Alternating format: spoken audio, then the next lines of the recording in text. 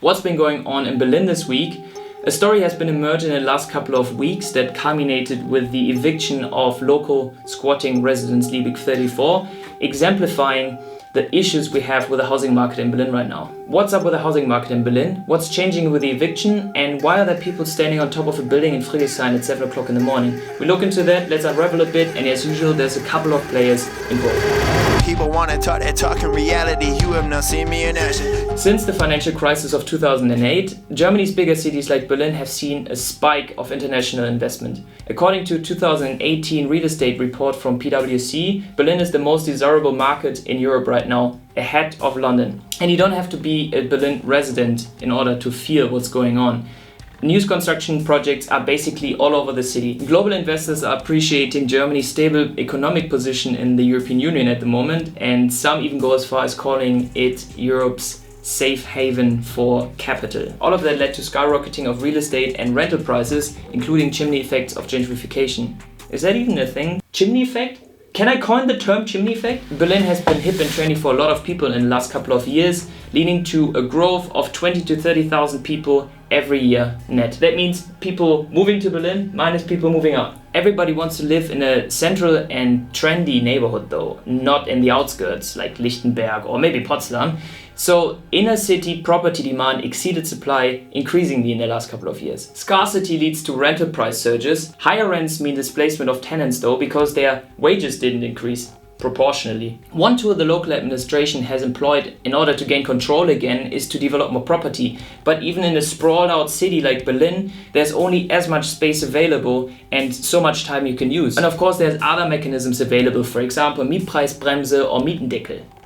However, it's clear that supply lags behind demand in the market and the local administration has failed to provide solutions quick enough. Meanwhile, squatting has had a long tradition in Berlin. In the early 80s, more than 160 houses were squatted, some of which went through a legalization process by forming contracts with the municipality or the property owners in the subsequent years after being squatted. On top, after the fall of the Berlin Wall in 1990, a lot of East Berlin real estate got available because East Berliners went away into the West. The property was in bad condition, but the local administration was happy for whoever wanted to live in there and take care of it. The squatters eventually came to terms with the owners and paid a rent to stay in the place. Fast forward to the 2000s, the real estate market blew up in Berlin, and suddenly there's property all over the city that before, for decades, nobody was interested in. That meant terminating rental contracts, renovating, raising the rents again, which of course is in stark contrast to the identity of the left-wing anarchic structure of the house squatting scene. The old black and white capitalistic socialistic clash was open again. But it gets worse a bit. Entering Liebig 34, the most recent example of this clash. A self-pronounced anarcho-queer feminist housing project in Friedrichshein's Liebigstraße. It was initially squatted in the 90s and was established in 1999. The housing project formed a club and had a 10-year commercial rental agreement with the new owner back in 2008. An autonomously run bar and a cultural center covered the rent. In 2018, when the contract ran out, the owner of the property refused to renew the 10-year lease and asked the residents to get out. Liebig 34 refused to comply and the owner sued. In August 2020, a court ruling was made and legally Liebig 34 had to move out. Today, on October 9th. That's the legal side. The owner, however, besides being a profit-oriented businessman, also resembles the evil that anarcho-left-wing like to pinpoint on their dart wheel. There's a watch block of renters citing a variety of shady business practices, from only focusing on luxury real estate over violations of fire safety regulations, supporting right-wing AfD by hosting office space, all kinds of stuff. So while 30 to 40 tenants of Liebig 34 are being evicted from their home, claiming it leads to an extension of left-wing liberal space from the Berlin cityscape, they are being evicted by a landlord who's also fulfilling every cliche of a monopoly man. And that black and white leads to hate towards the ones who have to ensure that the eviction is conducted lawfully. And that's the police. And that's where we are today. I went to the last press conference yesterday. I got up super early today to be there by the time the bailiff arrived to execute the court order.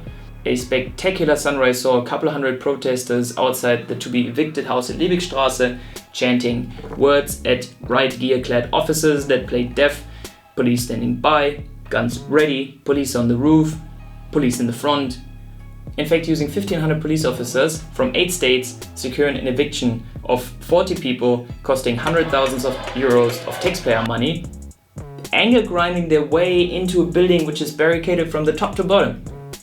Meanwhile, trash cans go up in flames. Every tenant who's carried out of the building is celebrated and cheered upon, and the media stands by to live report from the scene. Actually, a lot of media. 5 hours later, all of the Liebig tenants are carried out, and the decentralized cat and mouse game between protesters and police is far from over. So where does the situation lead us now? Awareness is always the first step at building an opinion, and Berlin has always gone through change. Is it the last change we see in the housing market? I'm not so convinced. Is it good? Is it bad? Well, it depends on your position. Property speculators are yet to stop riding their gold-digging wave despite the corona situation and the attempts by the Berlin Senate to stop the surge. However, violence at all costs is never the right way. Period. Even if you hate the police. Don't hate the players, hate the game.